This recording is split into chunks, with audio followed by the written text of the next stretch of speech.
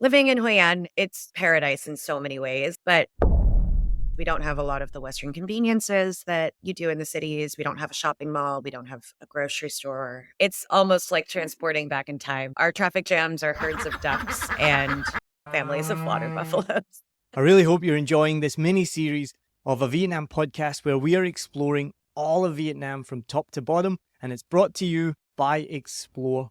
They are a leader in small group travel since 1981. What started with just a few tools and a 4-page brochure has grown into more than 400 authentic journeys worldwide.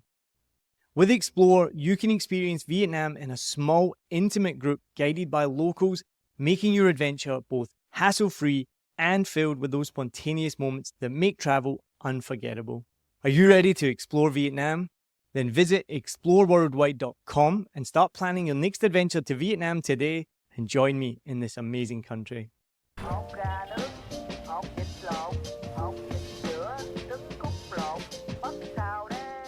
Welcome to a Vietnam podcast with me, your host, Neil Mackay. I started this podcast in 2019 as a hobby, and we share stories of people connected to Vietnam. I came to Vietnam in 2015 for the first time, fell in love with it, came back in 2016, and basically have never left. Now, in this mini-series, we are exploring all of Vietnam, and I've been talking to some amazing people, learning so much about this country that I already love, and I'm really excited to talk to my guest today. In this episode, we are going to be talking about one of my favorite places in Vietnam that I've been to many times, and that's the Hoi An and Da Nang region. And this person actually lives in one of my favorite places in Hoi An that we love to go back to, which is An Bang Beach, which we'll talk more about that in a second. She's originally from San Francisco. She's a Vietnamese background and came back to Vietnam in 2018, like many people, to discover her roots. In her native San Francisco, she was a hairstylist and makeup artist and now runs a hair salon in An Bang Beach in Hoi An. I'm very, very excited to talk to Faryl Hoang. Thank you very much for coming on a Vietnam podcast today. Yeah, thanks so much for having me. You are very welcome. So what brought you then from San Francisco, which I hear is one of the greatest cities in the world? I've never been to. It's actually been one of my lifelong dreams to go to San Francisco. What made you leave San Francisco and come to Vietnam? I think, like a lot of Viet Kieu, I was really interested in self-discovery and exploring a little bit more of my heritage, kind of coupled with the rising cost of living in San Francisco prompted me to stay. And I've been in Vietnam ever since. It's one of my dreams, as I just mentioned, to go to San Francisco. But that is because when I was in my 20s, I loved Jack Kerouac and the Beat Generation and read so much about San Francisco. And unfortunately, it's not like that at all anymore. That was so in my 20s was like 20 years ago, and it's changed immeasurably since then, right? Yeah. Yeah. So I lived on Haight-Ashbury in San Francisco, sort of the epicenter of the hippie revolution. And I think I sort of caught the tail end of this sort of new bohemia that San Francisco is so known for. My childhood in San Francisco, I was part of the first wave of gentrifiers, but with the expansion and takeover of tech culture, we've really seen the artists and creatives that made San Francisco so special be sort of forced out to the fringes. And unfortunately, the city, I mean, it's still a special, really, really special place, but it's lost a little bit of that something that made it so unique. Well, I'm glad you came to Vietnam because I feel like we are in the sweet spot of Vietnam right now. Had you been here before? Did your parents talk much about Vietnam before? Yeah. So my dad was born and raised in Nha Trang, and we visited a few times when I was a kid. I think my first trip was in 1997, 1998. So Nha Trang was a very different place then. Saigon was very different then. And we didn't go any further north than that. So my childhood experiences of Vietnam are so different from the life that I live today. It's been really incredible on the one hand to see the country progress and develop. And even just in the almost 7 years since I've been living here, we've really seen this sort of explosion of modernity and economic growth. But I definitely hold sort of a candle in my heart for the kind of old world Vietnam, where there were more bicycles even than motorbikes, and cyclos were actual taxis instead of just tourist traps. Yeah, that is a good point. I've noticed that like people in Saigon get the sea clothes around and I'm like, what are you doing? It's just, you're just driving around traffic. There's just traffic. There's nothing to see. You're going through like you're looking at office buildings and you're breathing in the pollution of all those modern cars next to you. So I agree with you about that. And I think it's difficult, especially when you think about San Francisco, because we all kind of cling on to the past, but we all want the modern lifestyle as well. And one thing I mention a lot in this podcast in relation to Vietnam is a lot of people like we want that romanticized past of the bicycles and the cyclos and the cheap fur or even cheaper fur and cheaper lifestyle. But then you remember people were really poor, people didn't have much. And so it's difficult. I find it personally difficult to think about that and be like, oh, I wish it was like this. And I still do it and I still struggle with it. We just went to Phong Nha and just had an incredible time. And it felt like stepping into the past a little bit. And it is like Vietnam, it's modernizing. People have cars and houses. But every time I say that, like, this is like the real Vietnam, I feel a little bit of a cringe or a twinge to be like, that's okay because you want that, but is it good for the people? So I always struggle with that. Yeah, I think it's interesting. Hoi An recently, about a year ago, got our first KFC, and it turned into a very heated debate on the expat forums on Facebook, as you can imagine, where you saw a lot of foreigners really resisting big chains moving into our city. But the reaction from local people was very celebratory. And it really takes a bit of unpacking. And I think also kind of decentering colonialization in our minds, but, just remembering like we're guests here and like, our desire to keep Vietnam in a time capsule shouldn't outweigh what local people want. And I think the KFC has been a big success. We also have a Starbucks now.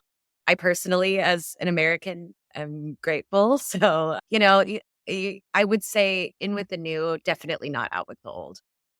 I think that what you've just said there is a perfect example of exactly what I'm talking about. Because same in Saigon, you see in the expat forums, people will be saying stuff about McDonald's or Starbucks, things like this.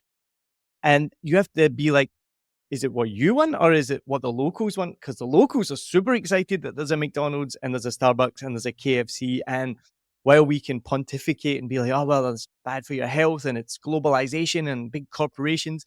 And I agree 110% with all of that. But the people here are like really excited for all of those things. So who are we to tell them that they shouldn't be excited about that? Now, I have a question for you because I asked this with a lot of people like yourself who come from Vietnamese background and they've come back to Vietnam. And you've said that your parents brought you back here very often, but what did your parents think when you said you were going to move to Vietnam? That's a funny question. My dad is Vietnamese, my mom is American. And so I think my dad's initial reaction was just confusion. He, like a lot of Southern Vietnamese, left as a boat person and literally nearly died escaping Vietnam so that his future children could someday live a better life. But I think the reality is that that's what my dad wanted for me was a better life. And whether that was in San Francisco or that was here in Vietnam, as long as I'm happy, that was something he could support. And it wasn't long before he visited me and kind of saw Vietnam not as like a foreign Vietnamese returning to see family, but sort of through the lens of somebody looking for a great quality of life and an adventure. He saw that this is really a much better standard of living than what a lot of people have in the US, certainly. And I think I mean, I struggle to find another place in the world that has this high of a quality of life. It's such a mind trip, isn't it? Because the reason I asked that question is I've spoken to several people with similar answers and some more extreme where they tell their parents they want to go back to Vietnam and they're like, what are you going to do? They're going to lock you. Like one of them was like, they will lock you up. There's camps and things because that's what they knew. They left in the 70s and that's what they knew. And they came back and they were like, no, it's not like that. It's safe and it's that. And then there's everything in between as well. That was the most extreme example. And the parents are like, similar to what you said. It's just such a mind trip to think they left on a boat for a better life, went through some unspeakable moments in their life, and then their child is like, I'm gonna go back to that place. Like, it's crazy. And then you come back, and as you know, it is a wonderful country. Now, you are a little bit unusual that you have settled in Hoi An because, as you probably know, most expats are either here in Saigon or in Hanoi. I only know of a few in Hoi An. You know Etienne, the photographer? I do, yeah, Of yeah. course, yeah. It's a small community. I don't even know him that well. I've met him once or twice. I know him through a friend of a friend, but I assumed because it's a small community, you would know him. But what made you decide to settle in central Vietnam, Hoi An, Da Nang? What did you come to Saigon first in Hanoi, and then migrate there, or what happened?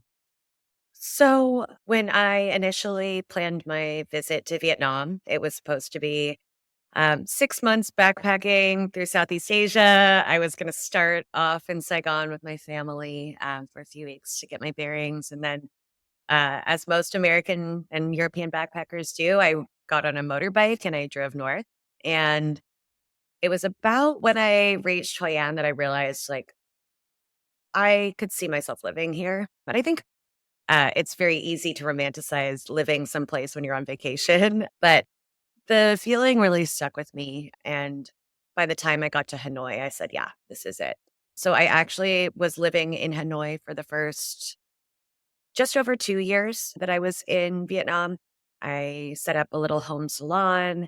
I made some incredible friends. I actually met my husband. He lived in the apartment below mine. Then the world shut down. It was 2020, COVID happened. We were in various stages of lockdown. And it became really obvious that lockdown in Hanoi was not the vibe. So we packed up our stuff, our dogs, and actually had to escape the city in like the darkness of night to try and make it south, but drove down to Hoi An and we've been here ever since. And I will say, living in Hoi An, it's paradise in so many ways, and I really do love it.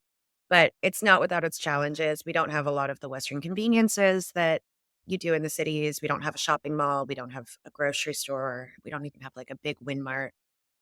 So there's, a slower pace that is sort of required of you living here, but especially after like a lifetime of city living and a couple great years in Hanoi, it was really exactly what we needed, and we're really enjoying ourselves. And hey, you got a KFC now and a Starbucks, so It's true. We're living in the modern world. it's amazing how COVID has just shaped everyone's lives. I think partly the reason that my wife and I have been in Vietnam for so long is definitely down to COVID. Before that, we were going to be here for 6 weeks. We've now been here for 9 years. And a lot of people ask why I don't speak the language. And I hate myself for not speaking the language, but it is literally because it was going to be 6 weeks. Then it was going to be 3 months. Then it was only going to be a year. Then it was going to be just one more year. Then it was just going to be 2 more years. So it never felt like the need to learn the language because I was always going to leave. And then COVID happened and suddenly you could leave the country, but you couldn't get back in and our life was here. And then before you know it, you're like, oh, no, I live in Vietnam now. And it's been up and down. There's obviously challenges, but now I'm fully in the last couple of years, I guess, coming out of COVID, you're like, no, it's absolutely amazing here and I want to be here.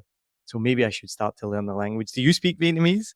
I'm also ashamed to say I don't. And for different reasons than growing up, I'm the only one of my cousins who's mixed race. So it wasn't spoken at home where, for my relatives, they learned by immersion. They learned because it was one of the two native tongues in their household.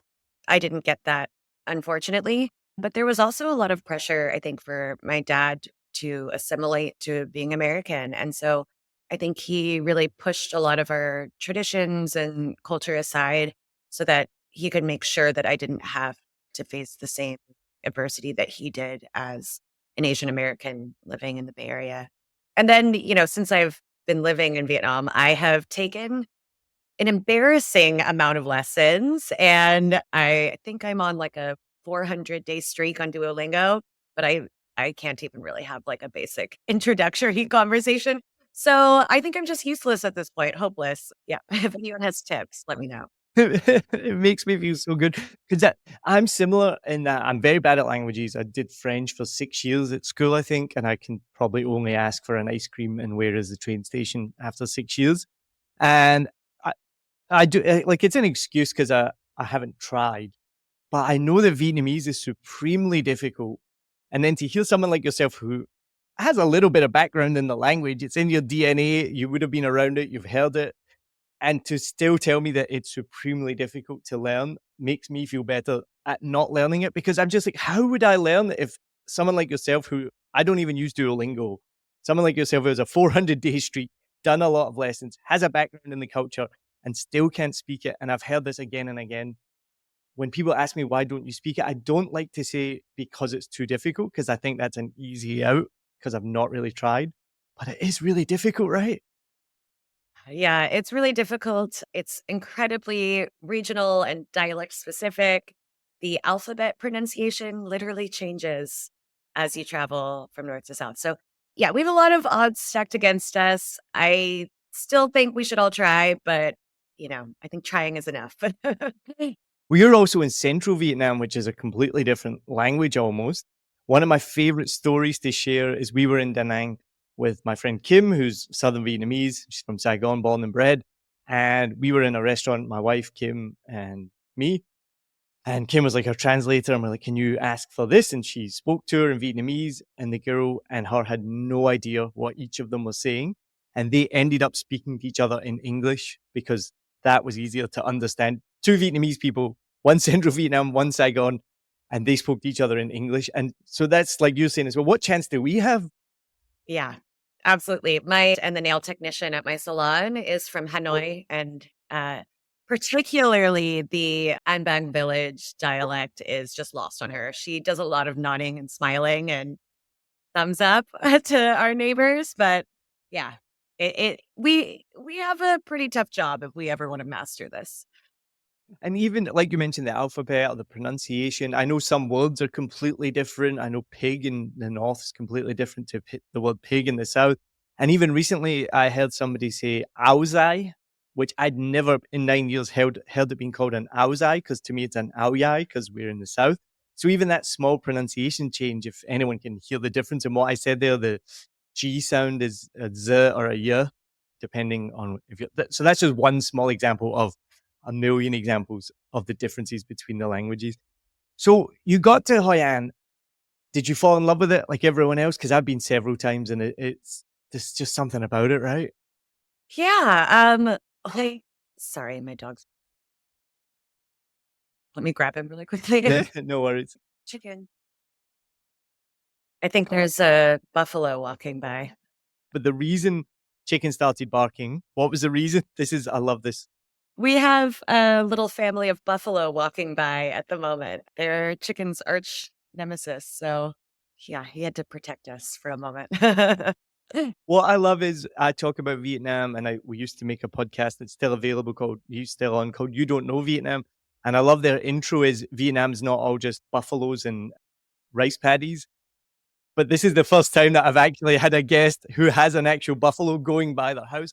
And even where we live, which is we're in the city, we're just outside 10, 15 minutes from the city center. We have buffaloes that go by our building, not our building, but there's a paddy a block over.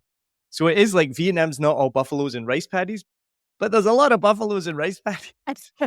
Exactly. Yeah, I'm in a little farming commune right next to An Bang Beach, but it's almost like transporting back in time. My neighbors live probably exactly like they did 100 years ago. Yeah, our traffic jams are herds of ducks and families of water buffaloes. If you love the idea of exploring Vietnam up close, then check out Explore's Psycho Vietnam tour. Imagine biking through vibrant cities like Hanoi, Hue, and Hoi An, cruising through Ha Long Bay, and even cycling the scenic Hai Van Pass. It's a 14-day adventure covering Vietnam's most iconic sites and hidden gems, all with a small, supportive group led by expert guides. Ready for a journey that connects you to Vietnam like never before? Then visit exploreworldwide.com to find out more. Well, tell me then, why did you stay in Hoi An? Yeah. Hoi An kind of has a little bit of everything. It's got the romance of the old town. You have beautiful rivers and lanterns, shopping, delicious food. You've got the beach. You have, bicycles and just a slow pace of life. So for us, especially post COVID and post lockdowns, we were looking for tranquility and we were looking for ease and a little bit of that kind of beachy, laid back lifestyle that we had definitely left behind living in Hanoi. And it's been great. Yeah, we really love it. Now, obviously, it's one of the main things to do when you come to Vietnam. It's one of the first things that we did. It's on every tourist route. Why is that, and what should a tourist do when they come to Hoi An? I always tell people who are visiting Hoi An that, regardless of what kind of traveler you are, it's one of those places where you really should do all of the cheesy tourist traps while you're here. All of the tourist attractions are just so charming. You take a little boat down the Tubuan River and light a lantern. Like, who wouldn't love that? Or you get spun around in a basket boat while people sing karaoke in the background. It's hilarious and so fun. And just one of those things. It's silly and a once in a lifetime experience. I also really recommend doing the cooking classes here. The central Vietnamese cuisine is delicious and so fresh. And then, kind of going outside of the city a little bit, some of the lesser known attractions like Misan. The Misan Sanctuary is a Cham era temple that's about the same age as Angkor Wat. And it's basically like your own tiny miniature version of Angkor Wat with a lot less tourists. So you have so much to do, so much to see, but you could also shop all day, eat and drink to your heart's delight, or hang out at the beach and be, relaxed and do nothing. So you it's one of those places you could end up getting stuck here for weeks if you allow it, or years in my case, but it's a really special corner of Vietnam. Misan is without doubt one of the best hidden gems in all of Vietnam. And as mentioned, we've been to Hoi An several times now, and it was one of the last trips we went to, not the last one, the one before, where we hired motorbikes, and drove out there. And yeah, it's like nobody really knows about it. I think there's so many small things in Vietnam that people don't really know about that you can find. And yeah, it's incredible. And there's craters there, like bomb craters. You can still see where it was bombed. Apparently, I think some people used to take shelter in the temples. Is that right? Am I remembering that correctly? Yeah, that's correct. I mean, the fighting in this region was really devastating. And so there's a lot of history to be learned. And I think you're right. Some of those lesser known attractions, they're sort of hidden from the typical backpacker to-do list, but it's such a special thing to bear witness to. There's this sort of we were overcome by this feeling of like sanctity at the temple, about people 1,200 years ago coming there to worship and the feat of actually constructing these structures. And then to see how the intervention of the Vietnamese-American War had an impact on it is just remarkable. So and I think one of the special things about a day trip to Misan is that you get to drive out into the countryside and through the villages and see some of the really beautiful nature in the area. Um, it's a special one and definitely something to check out. One of the best things about travel is, those spontaneous moments that happen that you just never expect. And that happened to us just recently. As I mentioned, we were in Phong Nha, and an episode of this is going to be coming out soon. It's going to be on YouTube. People, please, you have to watch it. It's one of the most craziest experiences I've ever happened. We went to this place called the Pub with Cold Beer. That's actually the name of it, the Pub with Cold Beer. And we'd been told by Ben Mitchell, who was our host at the guest house, that he was going to call ahead and book our lunch for 1 o'clock. So we showed up at 1.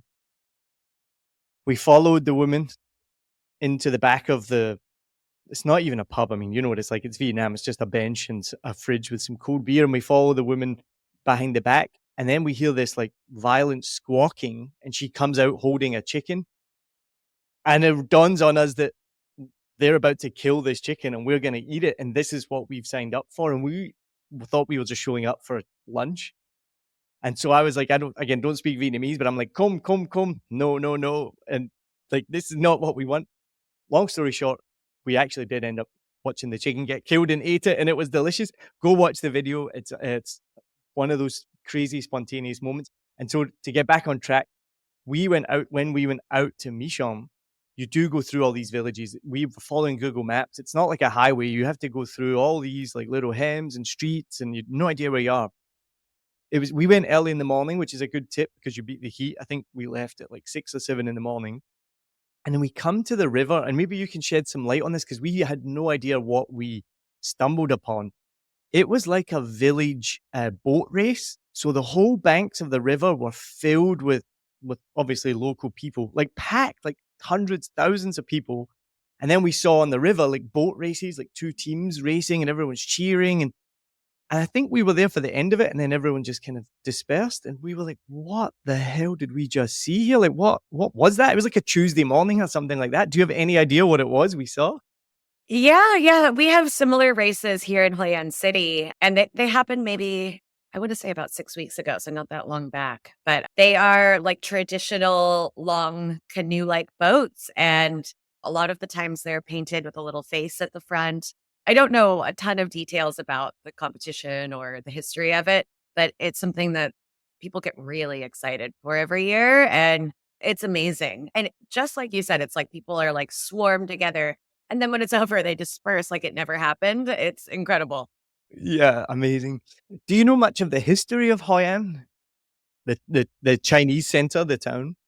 Yeah, so I mean, I'm not by any means an expert, but Hoi An was sort of a strategic stronghold throughout the centuries. And as such, it was ripe for colonization and different settlers. So over the last, few hundred years, you've had the Japanese settle here, the Chinese settle here, obviously the French. And I think one of the things that makes Hoi An so unique is that you have little glimmers of the cultural influences of all of those different settlers. So you've got the Japanese bridge as an example, the famous Chinese lanterns. And I actually didn't know this, but one of the reasons why all of the buildings in the ancient town are painted yellow is because that was actually a law by the French to distinguish like the French settler structures. So yeah, not the happiest history, but I think a really rich and beautiful one that makes Hoi An really unique.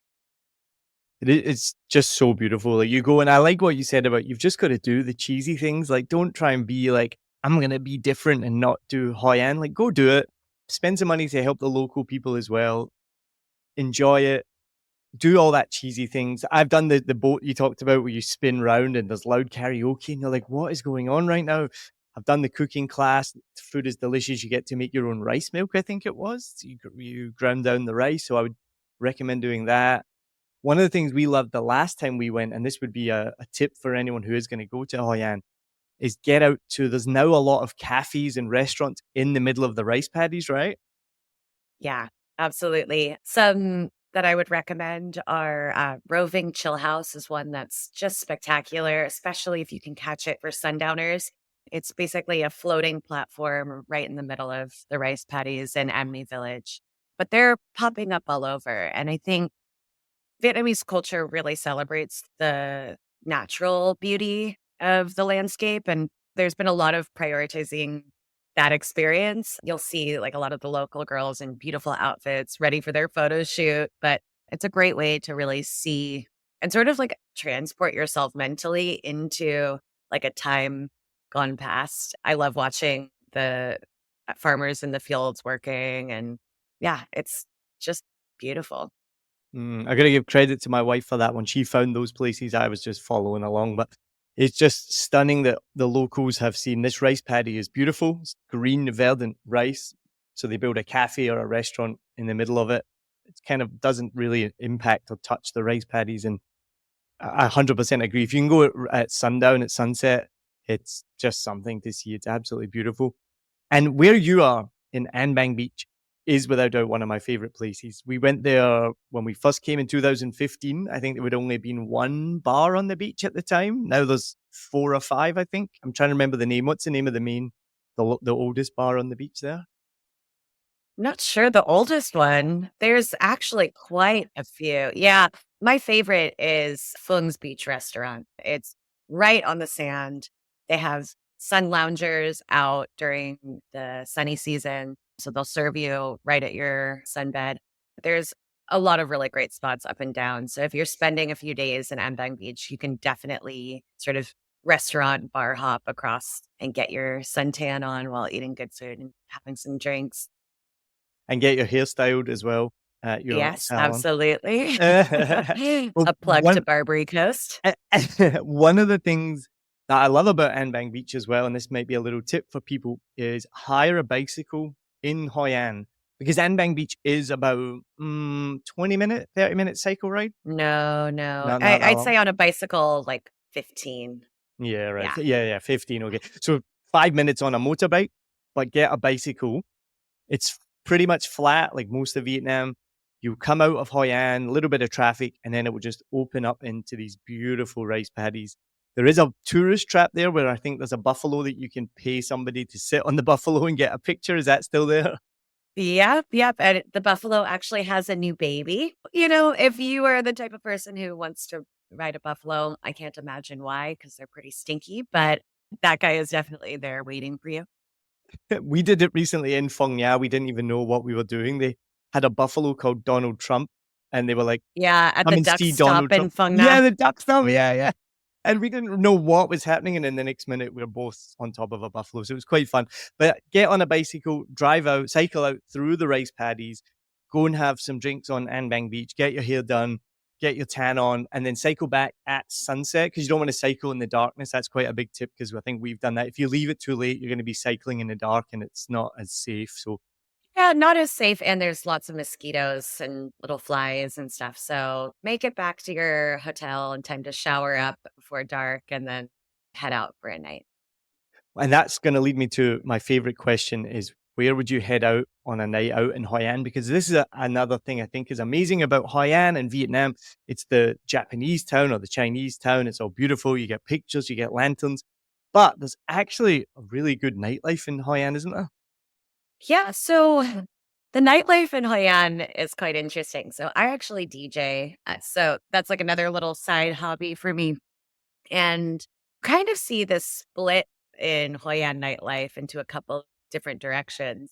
I would be remiss to not mention some of the big backpacker bars and clubs. Specifically, a night at Tiger Tiger is a really fun way to get rowdy. Lots of the young kids on their gap year dancing on tables and listening to top 40 hits. And as awful and cheesy as that sounds, it's actually so much fun. Oh, we've So done it. again, I can't deny it. lead into Yeah. the cheese. I mean, I'm um, I'm 42 and we've gone and we've been the oldest people there because it is all backpackers. And it's just to give people context as well. There's the river down the middle, and on one side is like the backpacker district, which is about 2 bars, but it's pretty wild and it's fun. And then on the other side is the old town, which is a bit more relaxed and refined, I would say. But continue on. Sorry. exactly. Yeah. So if the backpacker bars are not your scene and you're looking for some good cocktails, two of my favorite places are Market Bar, which is really cool. It's located right on the top of the Hoi An Central Market, which is a historical old building. You've got some great people watching. They play great music and they do an amazing happy hour. They have they call them fish bowls, but they're basically goblets of gin and infused with fresh herbs and fruit and all types. But that's a cannot miss bar.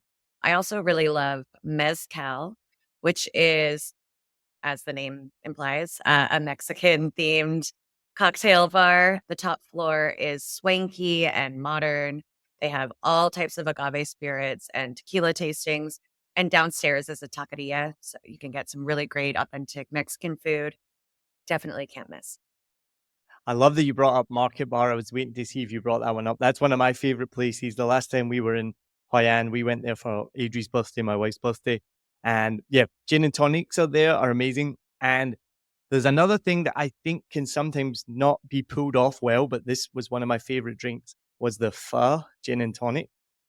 Because I think it can be a little bit cheesy, maybe like, oh, we're going to do a pho drink, but it actually tastes delicious and it's got the fresh spices and herbs and kind of the same flavors as as a pho. So yeah, and it is a really good people watching place right over the market.